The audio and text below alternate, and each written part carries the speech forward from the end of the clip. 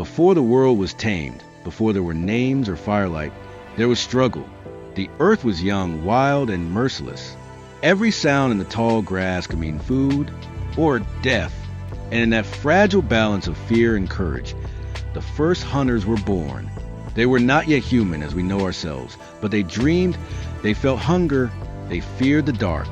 They had no words, no gods, no promises, only the will to live. Their story is written not in ink, but in blood, footprints, and bone. The hunger days. The sun burned red over a dry plain. A small band of hominids crept through the brittle grass, their ribs sharp beneath their skin. For 3 days, they had eaten nothing but roots and berries. Their children's cries grew weak, their energy fading. But somewhere ahead, the scent of life drifted through the air, a herd of gazelles. They moved silently, watching the herd from afar. The gazelles grazed near a shallow ravine, cautious but unaware. The hunters exchanged glances. Instinct guided them more than reason. One began digging with a flat stone, another gathered vines. They worked in rhythm, digging, shaping, hiding their intent beneath layers of mud and leaves. Their trap was a pit, crude yet deadly. As night fell, they waited. The plains cooled, shadows stretched long and endless. Each heartbeat echoed against a vast silence. They had one chance. If it failed, they might not see another sunrise. At dawn, the first gazelle approached. Its hooves sank slightly into soft earth. Another step, another. Then the ground collapsed. The animal cried out, legs thrashing in panic. The hunters surged forward, shouting, throwing stones, spears, branches, for a heartbeat triumph. Then came the roar. From the edge of the grass emerged a lion, muscles rippling, eyes burning gold. The hunters froze. The lion lunged, not at them but at the trapped prey. Blood sprayed. Screams filled the air. The youngest hunter turned to flee too late. Claws raked his shoulder. His cry broke the morning calm. The others dragged him away as the lion fed. Their hard-earned kill lost the law of the wild. They retreated to the trees, trembling. The boy's wound bled freely. They pressed leaves to it, whispering sounds of comfort that were not yet words. That night, no one slept. The fire crackled weakly. The boy moaned in pain. They had learned once more that life demanded sacrifice. In the world before mercy, even survival had a price. Lessons in the firelight. The next day, they built their camp near the shelter of rocks. The fire danced between them, a fragile sun born of stone and spark. Its light painted their faces, faces of fear, determination, and something new, memory. They remembered the lion, the trap, the blood, and in that memory was understanding. The next time, they would not make the same mistake. They began to experiment, digging deeper traps, sharpening stones, weaving vines tighter. The injured boy watched from the side, his arm bound with bark and leaves. He could not hunt, but he watched, learned, imagined. In his eyes flickered something extraordinary, imagination. Days passed. The herd moved on, but hunger stayed.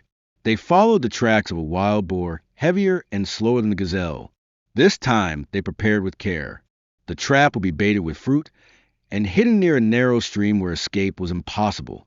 For hours they worked in silence. When the boar finally came, it grunted suspiciously, circling the scent.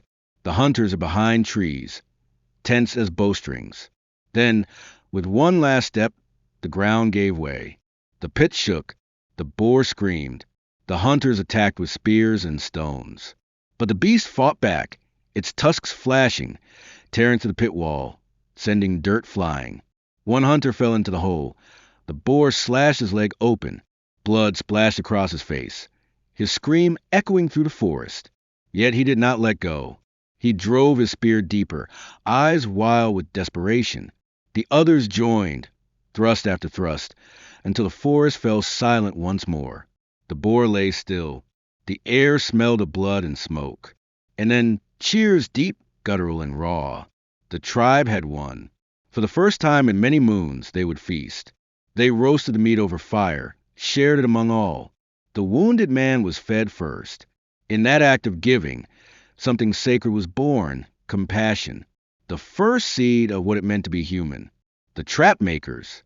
Hunger no longer terrified them. They had begun to master it. Their traps grew cleverer.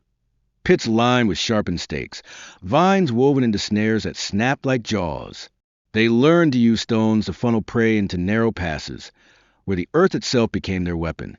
But nature never stopped testing them. A storm came, lightning splitting the sky, rain turning the ground to mud.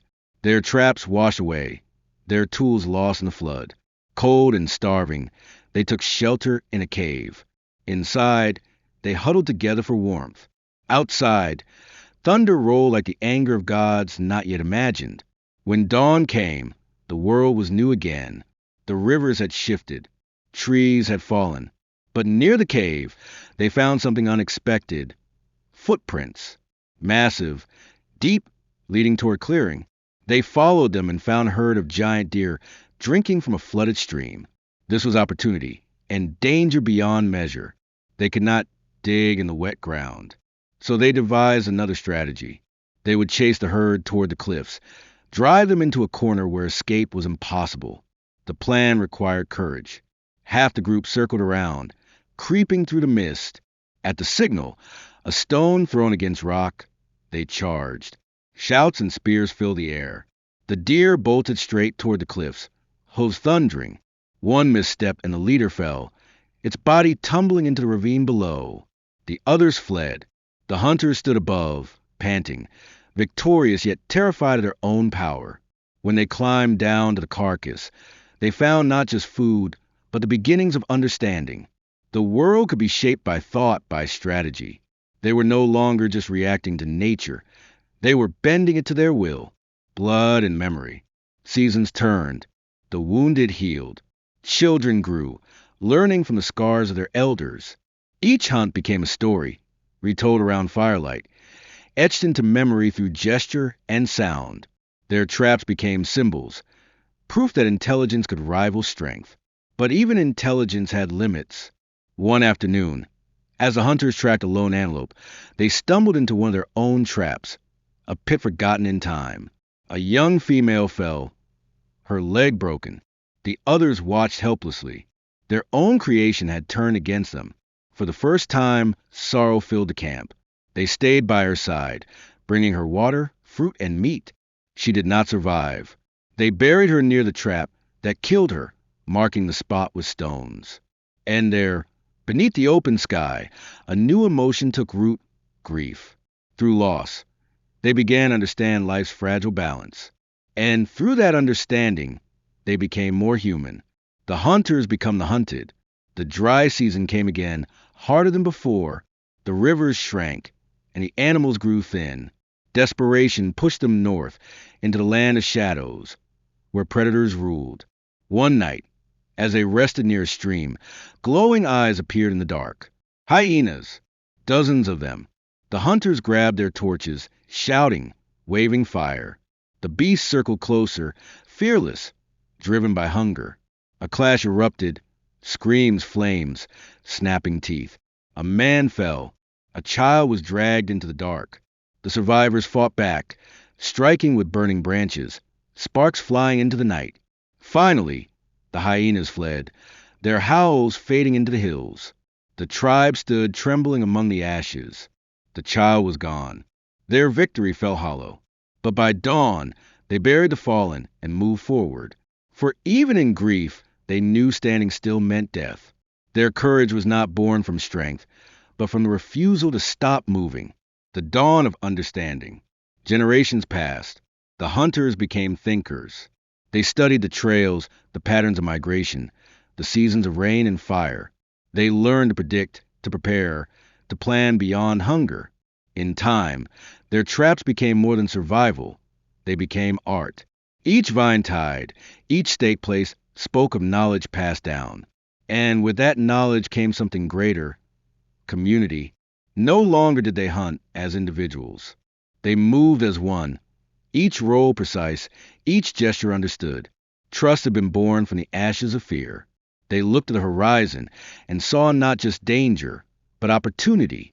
They were no longer the prey. They were becoming masters of their world.